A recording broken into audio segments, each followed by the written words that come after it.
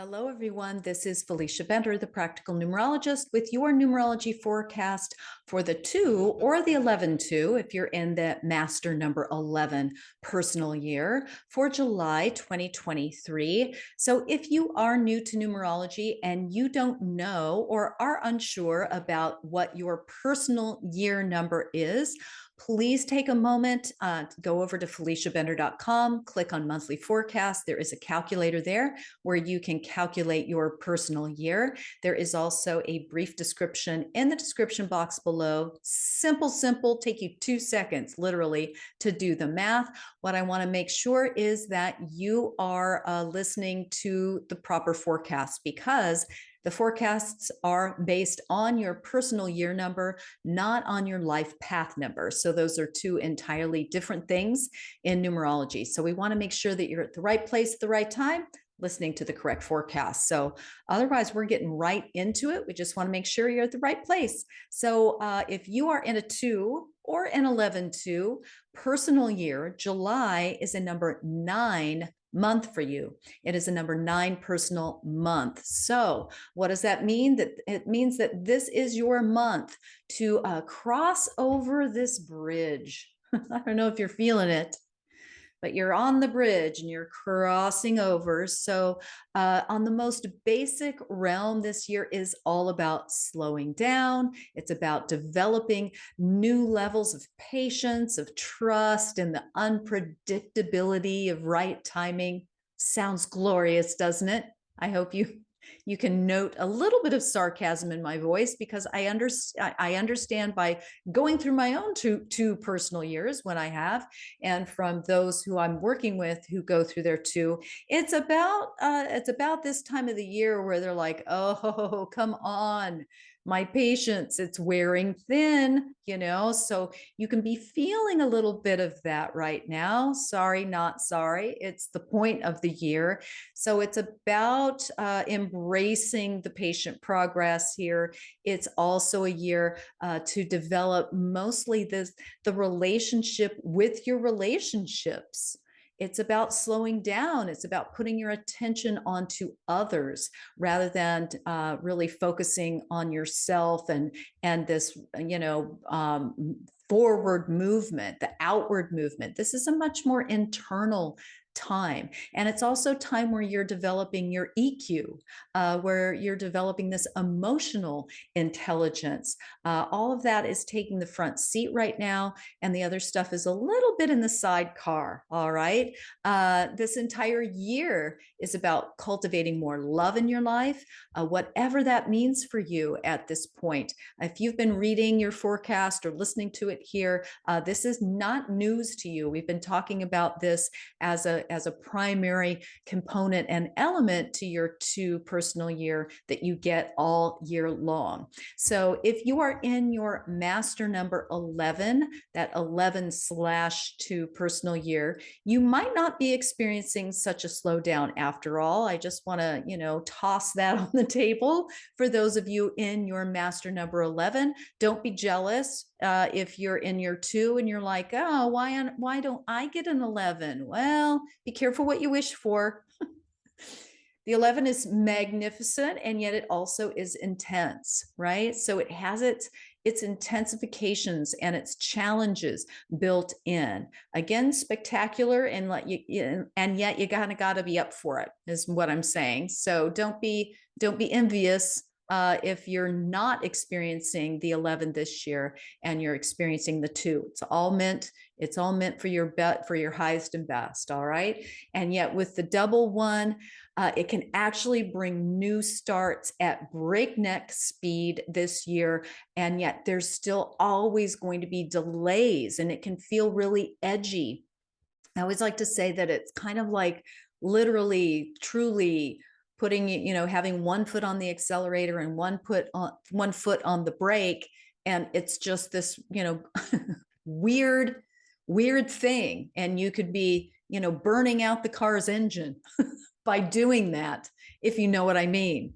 So the potential benefits here can be enormous with the 11, and yet it can feel very much like a jolt of lightning being zapped into, I don't know, like a vat of tar. kind of an electrifying mess in some ways.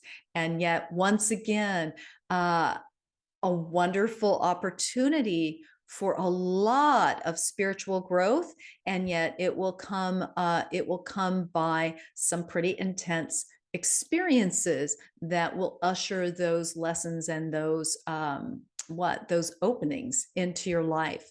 So along with it being that slower, more relationship oriented and emotional, very emotional year is the 2 personal year, you'll be presented with opportunities to really learn some deeply personal spiritual lessons. And this can manifest in every way imaginable with this 11 personal year that you are in. If you are in the 11, it can manifest from coping with crisis to embracing massive success, or a combination thereof. So it's a lot, all right? In your 2 or the 11 personal year, you only get 1 month out of the 12 that you get all year that brings this closure and clearing energy of the number 9 that you're getting right now in July. So I would just say make this count, right? This is a time to blow out the pipes and clear some things out. It's a month of cleaning house on several fronts.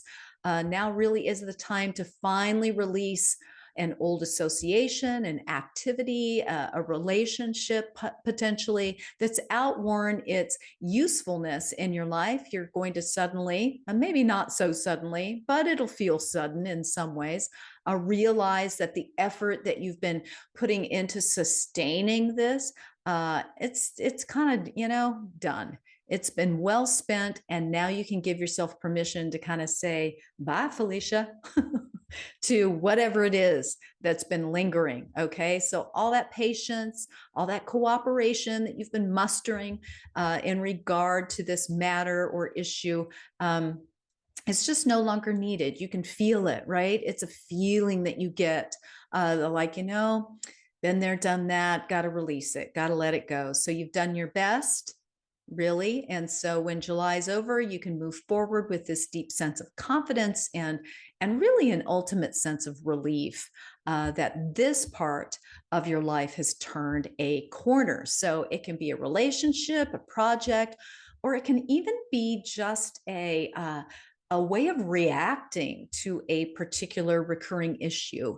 So isn't it funny how that can happen? Like in this scenario, this could be a time where you finally, maybe once and for all, kind of reconfigure the way that you deal with your boss that does that annoying thing that always just makes you crazy. And then suddenly you're like, my boss is always going to do that, and it's not going to make me crazy anymore.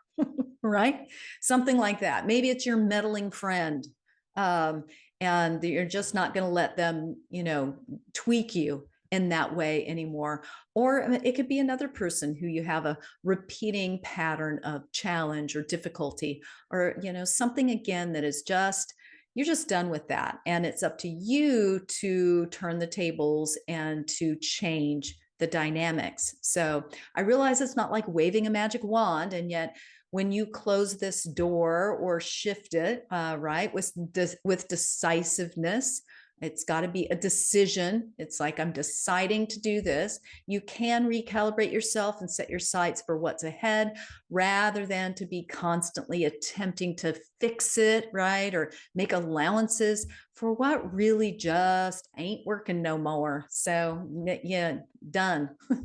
Thank you. Thank you very much. And done. So I'm also very careful when I discuss the possibility of things terminating, right? The 9 in numerology, which is the energy of your month, is all about letting things go, things making an exit, a termination, a closure, and an ending, a transition, right? And people get a little freaky about that. Don't do that.